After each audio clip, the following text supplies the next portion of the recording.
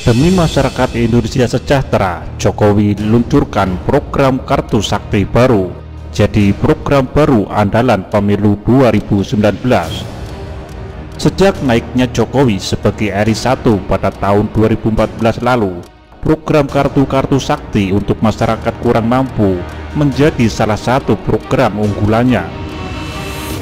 Sebagaimana terangkum dalam nawacita, program Indonesia Pintar dan Indonesia Sehat adalah salah satu bentuk komitmen Jokowi untuk memperbaiki kualitas hidup masyarakat Indonesia. Kartu Indonesia Pintar, Kartu Indonesia Sehat, dan Kartu Keluarga Sejahtera sebagaimana yang kita tahu ini sudah beredar di masyarakat. Melanjutkan program tersebut, Jokowi kembali memperkenalkan 3 kartu sakti lainnya yang ia janjikan akan diluncurkan jika terpilih kembali di periode 2019 sampai 2024. Pidato kebangsaan Jokowi dalam acara konvensi rakyat optimis Indonesia Maju bukan hanya untuk menguatkan elektabilitas saja. Jokowi juga mengenalkan 3 program baru yang akan menjadi andalannya.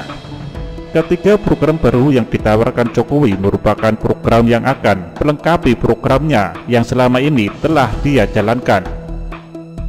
Program tersebut pun dikemas dalam balutan kartu sakti bernama Kartu Sembako, Kartu Indonesia Pintar KIP Kuliah, dan Kartu Prakerja. Lalu apa sih keuntungan program baru yang ditawarkan Jokowi ini untuk masyarakat? Pertama, Kartu Sembako. Calon Presiden nomor urut 1, Jokowi dalam pidatonya menyinggung program baru bernama Kartu Sembako. Program ini pun nantinya akan menjadi sebuah fondasi untuk membangun pemerataan kesejahteraan bangsa. Kartu Sembako akan membuat masyarakat dengan penghasilan rendah bisa memiliki keterjangkauan membeli sembako, sehingga masyarakat kecil tetap bisa membeli barang kebutuhan pokoknya dengan harga murah. Kartu Sembako merupakan program yang diperuntukkan bagi rakyat berpenghasilan rendah agar mereka memiliki keterjangkauan untuk membeli sembako dengan murah, ujar juru bicara TKN AC Hasan Syadzili dilansir dari detik.com. Kedua, Kartu Indonesia Pintar Kuliah. Program selanjutnya yang dijanjikan oleh Jokowi agar rakyat kecil bisa menikmati pendidikan tinggi, maka dibuatlah Kartu Indonesia Pintar Kuliah.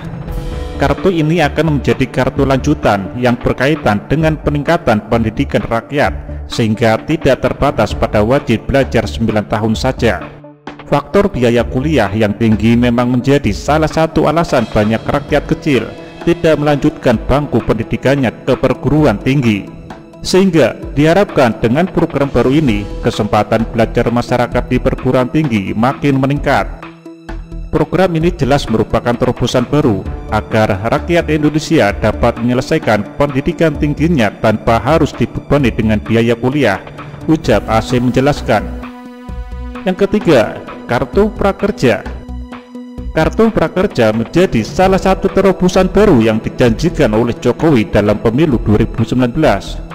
Kartu ini diharapkan bisa menjadi solusi bagi masyarakat yang belum memiliki kemampuan dan keterampilan dalam dunia kerja. Kartu ini membuka kesempatan rakyat kecil untuk mendapatkan pembinaan dan pelatihan dunia kerja bersama Balai Latihan Kerja atau BLK secara murah dan mudah.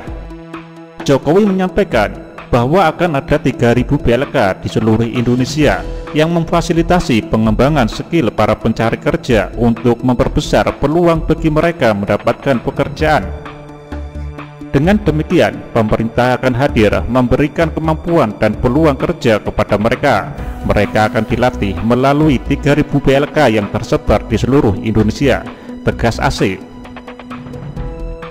Jokowi juga berharap program-program ini akan meningkatkan kualitas SDM rakyat Indonesia menjadi lebih baik di masa depan, sesuai dengan komitmennya dalam program kerja Nawacita yang telah digaungkan sejak 2014. Tapi apakah program Kartu Sakti Jokowi sebelumnya sudah terbukti berhasil dan efektif hingga kini? Jokowi kembali menelurkan program kartu sakti yang baru. Melansir Tempo.com, program Kartu Indonesia Pintar atau KIP berdasar survei Indonesia Corruption Watch di Medan, Yogyakarta, Blitar, dan Kupang belum berhasil meraih semua warga kurang mampu. Masih terdapat 41,9% masyarakat kurang mampu yang belum menikmati program bantuan tersebut. Lalu bagaimana penjelasan Sri Mulyani soal 3 kartu sakti baru yang dijanjikan Jokowi? Dilansir suara.com, Menteri Keuangan Sri Mulyani Indrawati menjelaskan tujuan Presiden Joko Widodo yang kembali mengeluarkan 3 kartu sakti untuk memenuhi kebutuhan masyarakat miskin. Sebab menurutnya selama ini program penanganan kemiskinan yang dilakukan pemerintah hanya menggunakan program Keluarga Harapan atau PKH dan bantuan pangan non-tunai. Dia mengatakan adanya janji pemberian kartu sakti itu agar program penanganan kemiskinan bisa lebih dioptimalkan pemerintah.